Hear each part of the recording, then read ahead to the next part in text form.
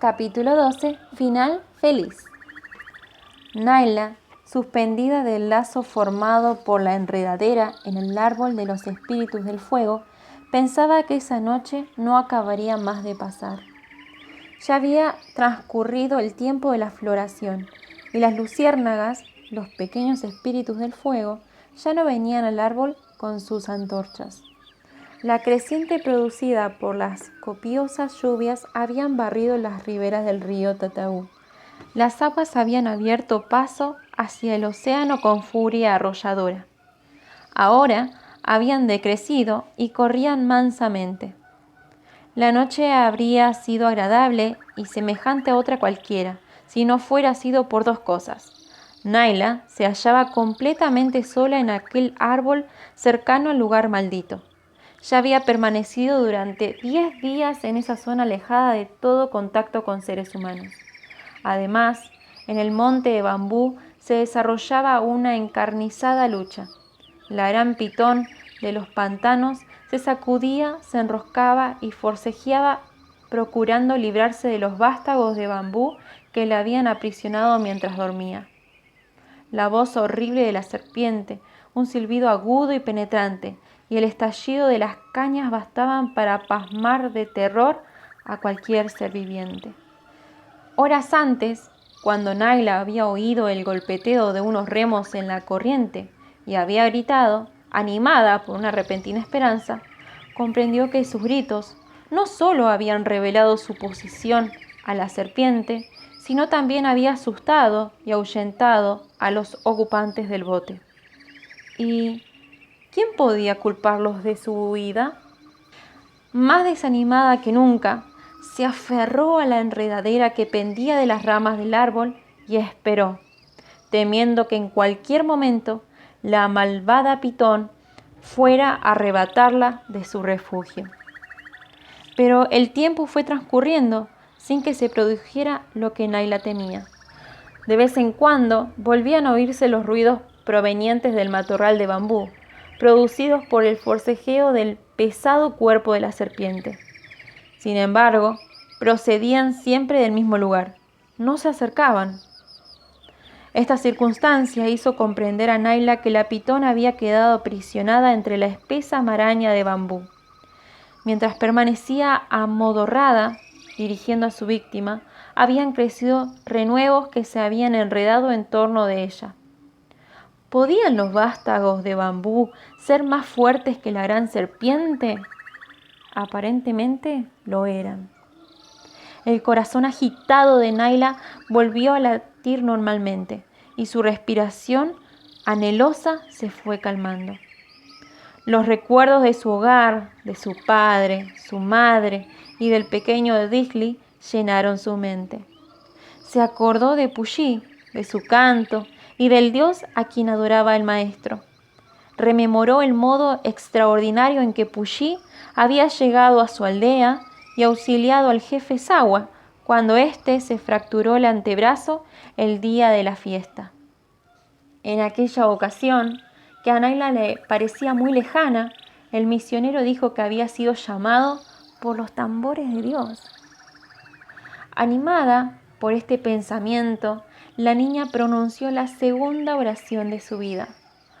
Oh, Dios del maestro Puyi, bate tus tambores de modo que alguien los oiga y venga a buscarme. Después de haber orado, pensó, ¿quién sería capaz de oír esos tambores?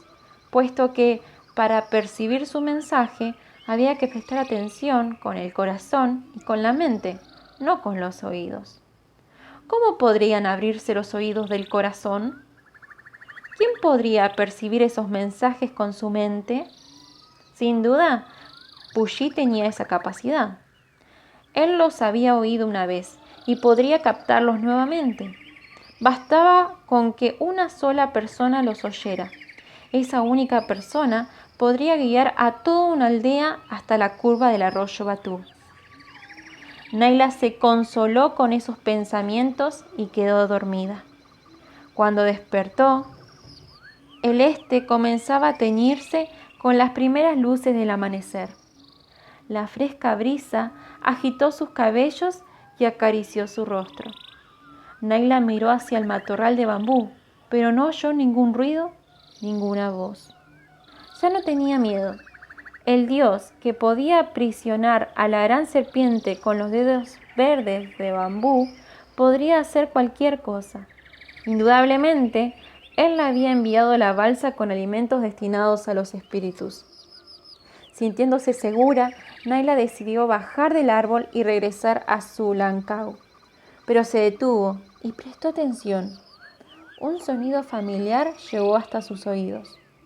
Alguien remaba rápidamente en el río. ¿Se estaba acercando un bote? No, eran 2 botes. Los golpes irregulares de los remos así lo indicaban. Naila se deslizó de la enredadera y trepó casi hasta el extremo de una rama, que se dobló bajo su peso.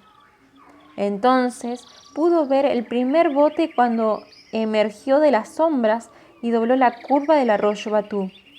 Naila concentró todas sus fuerzas en un gran grito de gozo que llegó hasta la ribera opuesta.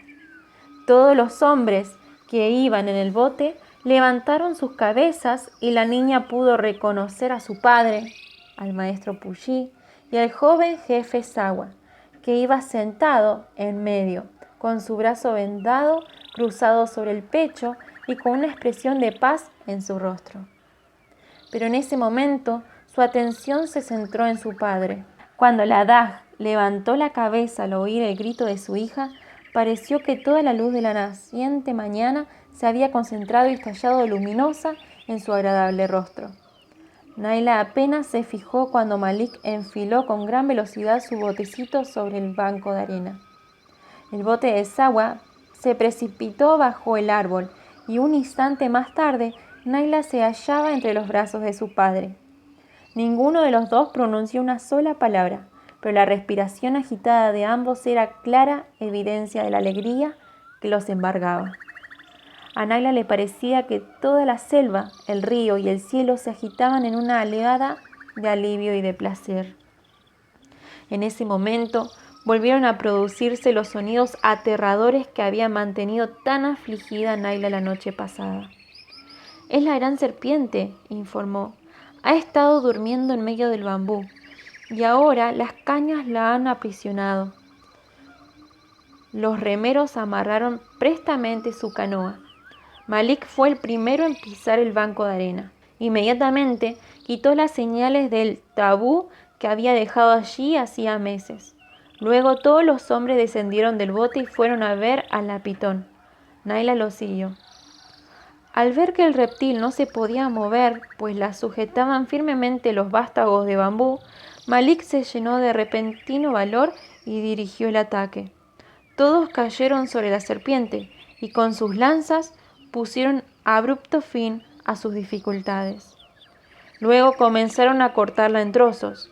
Ninguna exquisitez agradaba más a los dayaks que la carne fresca de serpiente, y allí había suficiente cantidad como para abastecer a 2 aldeas.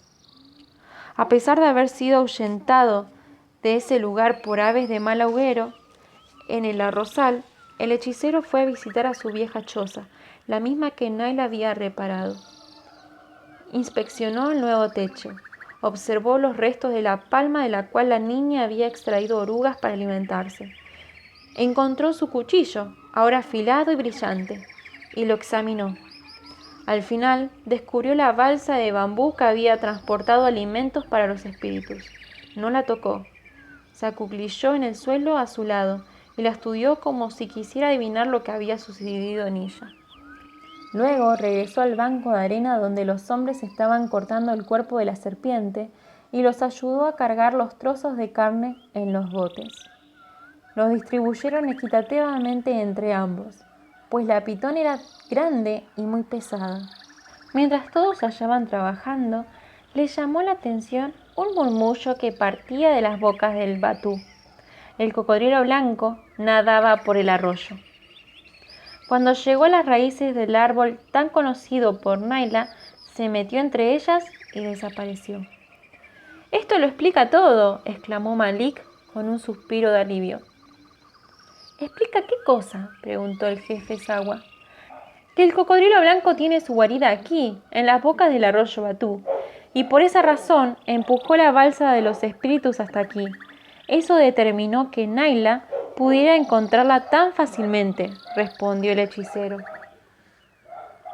¿Estás seguro de lo que dices?, le dijo Puyi con una sonrisa. Naila se atrevió a comer el alimento que ofrecimos a los malos espíritus, dijo Malik con más asombro que enojo.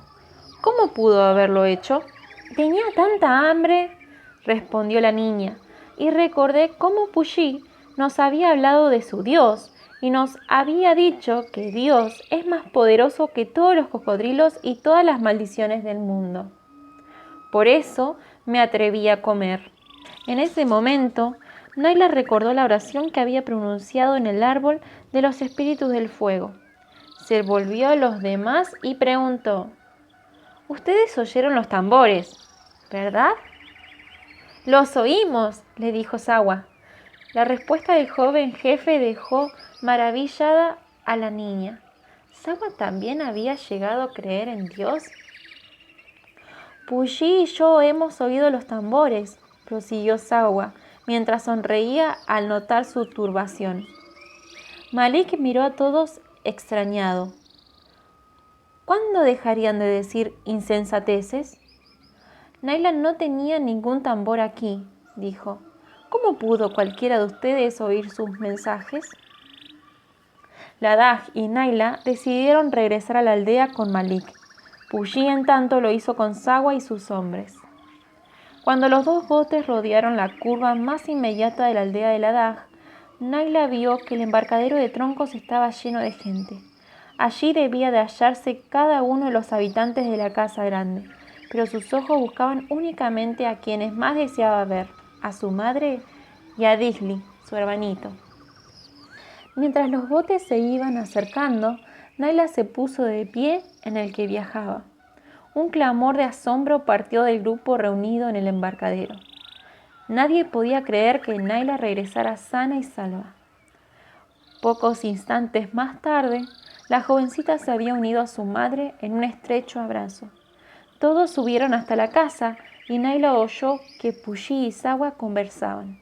«Es algo que me resulta muy asombroso», decía Puyi. «No puedo comprenderlo, pero veo que Dios puede usar a un cocodrilo tan bien como a un cuervo». «¿Qué quieres decir?», le preguntó Sawa, en tanto que los demás aldeanos se apiñaban alrededor de los dos hombres, deseosos de no perder una sola palabra del diálogo. «En el libro de Dios», comenzó Puyi, «hay un hermoso relato que nos habla de un hombre muy bueno. Ese hombre, cierta vez, quedó solo cerca de un arroyo, posiblemente uno semejante al Batú, y no tenía alimentos. Por eso Dios envió unos cuervos para que cada mañana y cada tarde le llevaran comida. En esa región había muchos cuervos, y supongo que Dios los usó por ese motivo. Pero vemos que también puede emplear a los cocodrilos con el mismo fin». Luego, Puyi les contó de qué modo había seguido al cocodrilo blanco hasta la desembocadura del Batú, aquel día en que los aldeanos echaron a la deriva la balsa cargada de alimentos a fin de aplacar a los malos espíritus. «Ese día llegué hasta el lugar donde se encontraba Naila, pero estaba sordo», reconoció, «y no oí los tambores de Dios. Si no, hubiera comprendido en ese mismo momento que nuestra amiguita se hallaba en la curva del arroyo Batú». El jefe Ladaj se sentó junto a su hija y contó todo cómo el Dios que estaba en todas partes cuidó de ella en aquella tierra maldita, librándola de la pitón que podría haberla devorado. Malik también se había sentado en medio del grupo, pero no hizo más que un solo comentario. «Ese cocodrilo blanco tiene su guarida en la desembocadura del Batú». «Entonces, no es un cocodrilo espíritu», concluyó uno de los hombres. Luego, Naila tomó la palabra y refirió cómo el tronco flotante la había arrastrado llevándola 3 curvas río abajo, y cómo había logrado librarse de él tomándose de las ramas del árbol de los espíritus luminosos. Contó de qué manera había vivido esos 10 días en el arrozal abandonado de Malik, y cómo había descubierto la balsa y comido los manjares preparados para los espíritus. Ahora sé que Puyi dice la verdad, afirmó Naila. Dios está en todas partes. Él me salvó en esa tierra maldita. Él es más fuerte que todos nuestros temores. Sawa también habló. Levantó su brazo vendado para que todos lo vieran y dijo: el Dios viviente, que habita en todas partes, fue quien salvó mi mano. Él llamó al maestro Puyi en el momento en que más lo necesitaba. Me hallaba ebrio e imposibilitado, pero sé que Él cuidó de mí, y desde ahora en adelante solo adoraré al Dios de Puyi. Así fue como el poder de los malos espíritus recibió un tremendo golpe de parte de los pobladores del río Tataú. Tal como Puyi les había dicho, pocas semanas más tarde surgió una nueva aldea en la curva del arroyo Batú. Transcurrieron varios meses. En el lugar donde había estado la choza de Naila se edificó una escuela. Cerca de ella se levantaron las paredes de una hermosa casa de adoración, cuyo techo se alzaba en dirección del límpido cielo tropical. Y sobre una colina cercana al árbol de los espíritus del fuego, abrió sus puertas un pequeño hospital, dedicado a ofrecer ayuda a todos los enfermos que había en la aldea del río. Vinieron más maestros, y la luz del Evangelio de Dios brilló en medio de las tinieblas del río Tataú, desvaneciendo las crueles supersticiones que habían mantenido atemorizada a la gente durante muchos años. Naila fue una de las primeras alumnas de esa escuela. Allí aprendió a leer, a escribir, a cantar, a coser. Aprendió todas aquellas cosas que las niñas de su edad aprenden en las escuelas de cualquier parte del mundo. Después Digli, su hermanito, asistió también a la misma escuela juntamente con los hijos del jefe Sawa. Entre las muchas personas que se detenían en la escuela y en el hospital se hallaba Malik. El hechicero era el que pasaba más tiempo observándolo todo y parecía ser el más curioso. Poco a poco comenzó a aceptar que la magia de Dios era más poderosa y mucho mejor que la que él practicaba. Cierta tarde, después de haber regresado de la escuela, Naila se sentó en la galería exterior de su casa y se puso a leer el Nuevo Testamento. El sol se estaba poniendo. Sus rayos teñían las montañas del norte con su magnífico color y destellaban sobre la tranquila superficie del río. Nada perturbaba la paz del atardecer ni alteraba la belleza de la escena. En ese momento, un leve sonido llegó a oídos de Naila. La niña se levantó y corrió hasta la baranda. El cocodrilo blanco acababa de entrar en el arroyo que corría al pie de la casa grande. Naila no gritó ni llamó a nadie, porque a ninguno le importaba ya con cuánta frecuencia viniera a visitarlos el cocodrilo. Ahora ya nadie le temía. La paz perfecta del atardecer se confundió con la paz perfecta que había en el corazón de Naila. El cocodrilo blanco hizo no solo las cosas registradas en este relato, sino también muchas otras más, pero son tan extraordinarias que temo que nadie las quería si las hubiera escrito. La pitón fue cazada en un monte de bambú que luego llegó a ser propiedad de la misión de la Iglesia Adventista. Yo misma ayudé a poner en condiciones el matorral de bambú más o menos un año después del incidente que acabo de relatar. Esto último es una nota de la autora.